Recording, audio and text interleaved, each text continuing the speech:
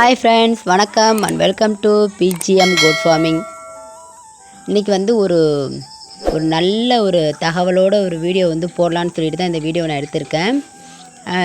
இவ்வளோ நாளைக்கும் பார்த்தீங்கன்னா நம்ம சும்மா ஆடு மேய்க்கிறது போகிறது வர்றது அதுதான் வீடியோ எடுத்து போட்டுட்டு இருந்தேன்.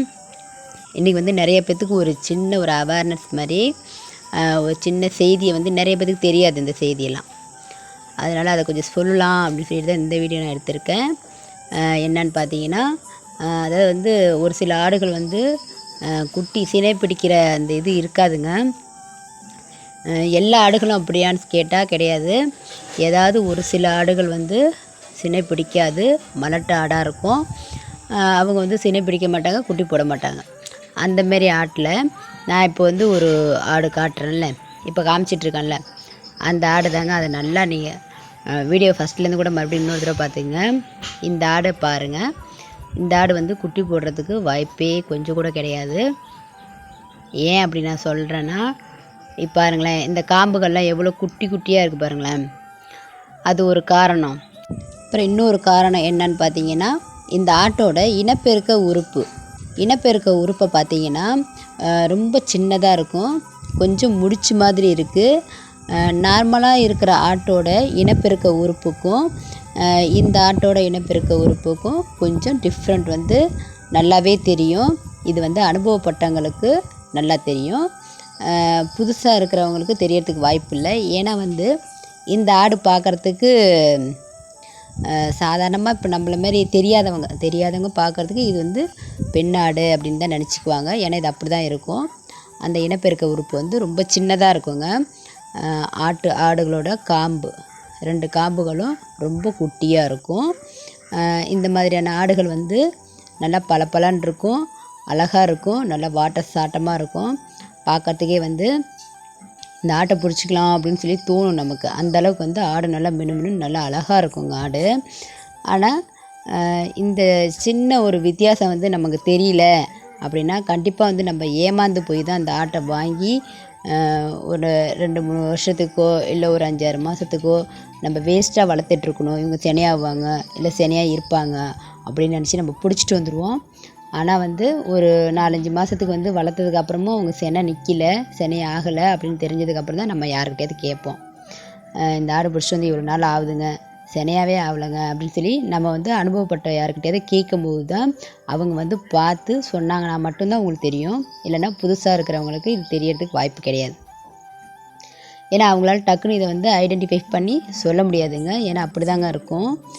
பார்க்குறதுக்கு பெண் மாதிரி இருக்கும், பெண் மாதிரி தான் இருக்கும். ஆனால் இந்த ஒரு சின்ன வித்தியாசத்தை வந்து நம்ம கண்டுபிடிச்சிடணும்.